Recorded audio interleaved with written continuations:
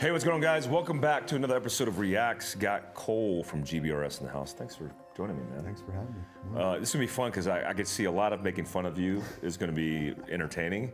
What we have for the Reacts are photos, old school photos of the good times, the good old days. And some of these photos in context have good kit stories, good combat stories, and just things that happen. And I was very surprised when I heard that both DJ and Cole from GBRS grew up down the road from each other, went to Buds together, went to Team 10 together, and then served in the SMU together. It's like weird. I feel like they're like brothers from different, maybe not different mothers.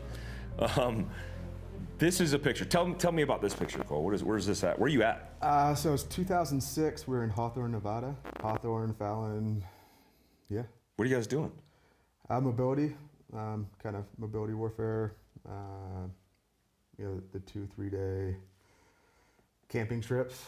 The terrain is very much like Afghanistan, pretty rugged, and practicing the SRs. But mobility warfare. We had everything from I ran twin 240s as a turret gunner. DJ ran a 50, and doing everything from daytime IADs, nighttime IADs, and the bailout drills and all that kind of contact stuff. So you guys are getting ready. Is this part of your full mission profile for a train up?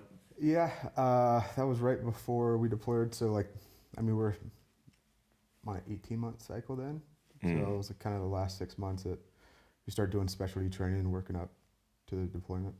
I have noticed when we were working with Team 4 and Team 10 in Afghanistan, Iraq, and I always noticed that the cycle of you guys' train ups was super well organized. Like, you had to check significant blocks that were going to get you prepared for war. On the Green Beret side of the house, even in the Commanders and Extremist Force, we didn't do a lot of the same because it was just, I don't know if we didn't have the assets, but you guys had certainly a lot of assets to bear. Who's the dude on the far left of this picture? Yeah, so that's definitely DJ Shipley. That's DJ right there, right? Yeah. Look at that blonde in his hair. Look at the baby face. I think he had 3 pubic hairs under his armpit at that time. That's crazy. He's 20. He's got to be 20 in that picture, right? This is 2006. He's 19 in 05. Yeah. How old are you in this picture?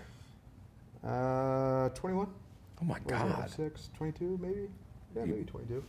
Wow. Yeah. And I noticed you guys are wearing those real high-speed ear pro that prevented disability from explosions and gunshots. Oh yeah. Did you ever get paid by the 3M lawsuit? Did you ever get that email? Huh? There's a 3M lawsuit for ear protection that if you're part of the class action, you get $5 in the mail. Oh, yeah, no. I got that. No, yeah, I got a cup of coffee. No big deal.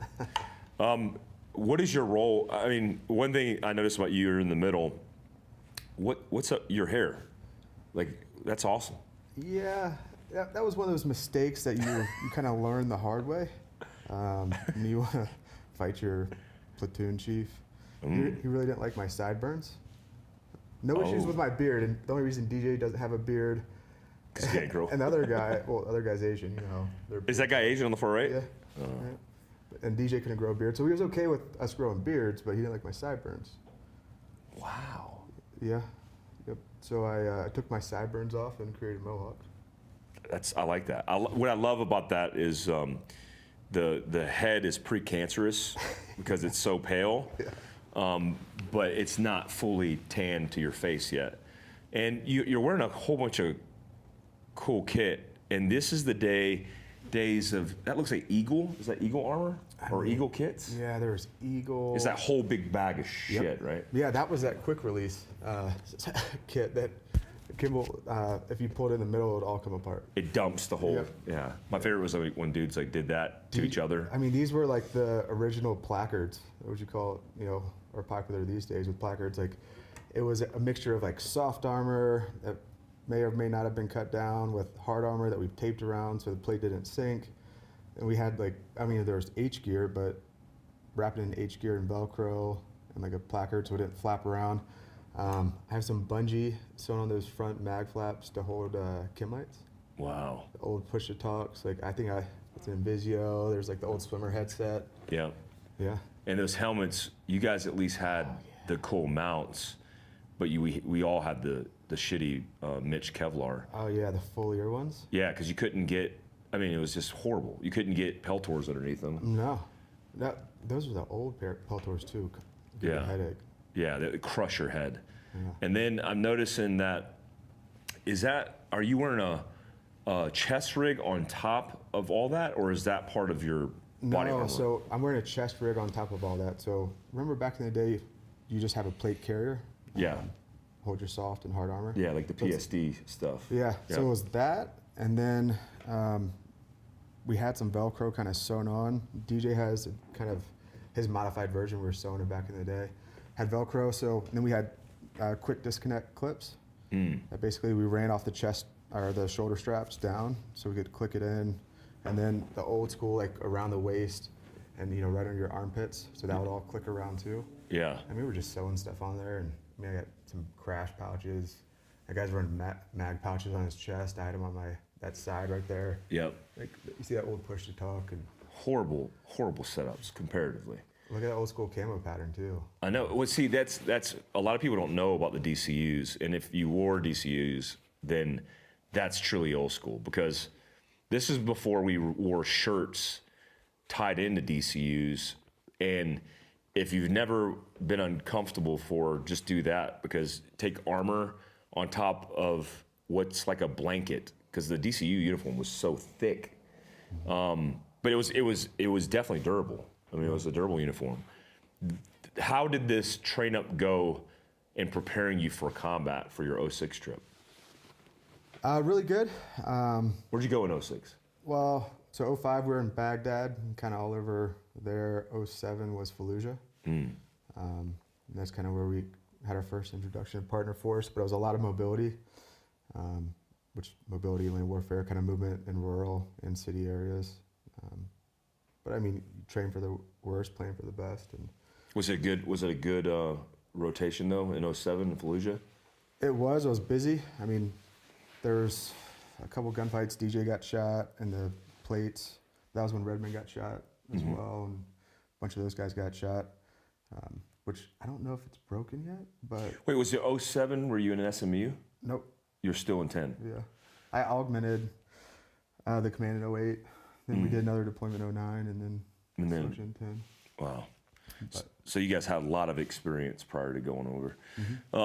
What happened with DJ? He got shot in the chest? yeah, we're up in a place called Karma. Karma. Ironic. Yeah, ironic. I think our first stop was Hot Tuna. Was that Virginia Beach bar? Hot Tuna.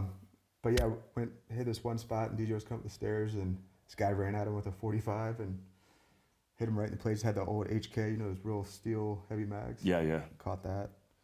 Then a few weeks later, we went back, and that's when Redmond and all those guys got shot up. Yeah. But I mean, one of our turnover ops, Clark Schweller got killed. Mike Day got shot like 16 times. Yep, I remember that. But I mean, it was busy. Yeah, I remember that. I was in 06, I was in Baghdad. 07, I was in MSS Fernandez in BIOP. 08, I was in Area 4, where the ICTF, Iraqi Counterterrorism Force.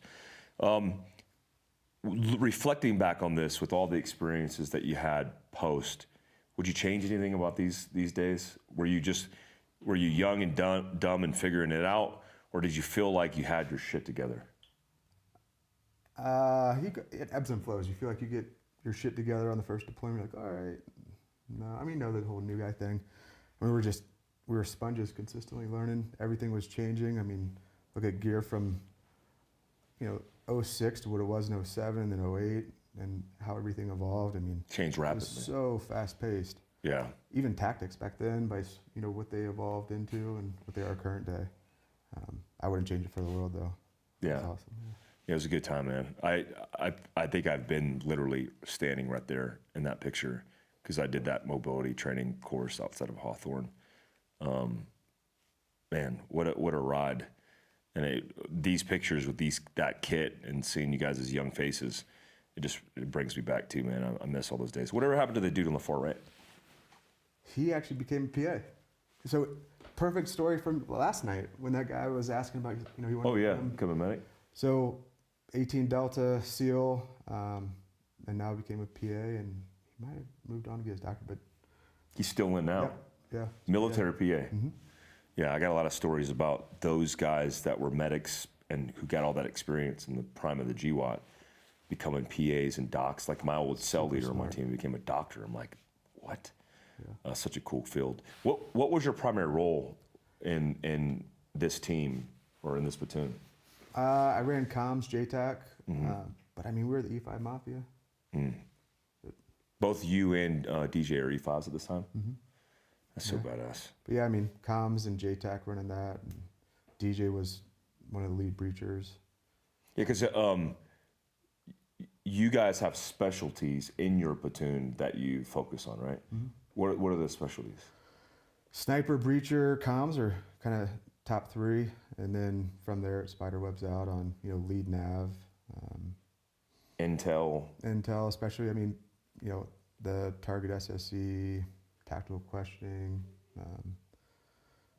I mean, it spider webs off from there. I moved on and kind of started leading point, just being the front guy in the team. I just enjoyed that. But land nav or yeah, I mean, just understanding. I mean, land nav, vehicle nav, the routes. I mean, back then, those imagery, we were talking about the old Falcon View. Yeah, the tough books. It's like an Atari 2000. You'd have to reboot in the middle of like a convoy. Yeah. You're taking like circle turns. There was like a delay of like minutes coming up on a corner or a turn. So I understand those and talking to aircraft. And it brings me back, man. Mm-hmm. Shit was, that's all we knew. Yeah. But we were operating at the speed of a Commodore 2000. Mm-hmm. Cool, man. Thanks for sharing that experience with me, man. Yeah, thank you.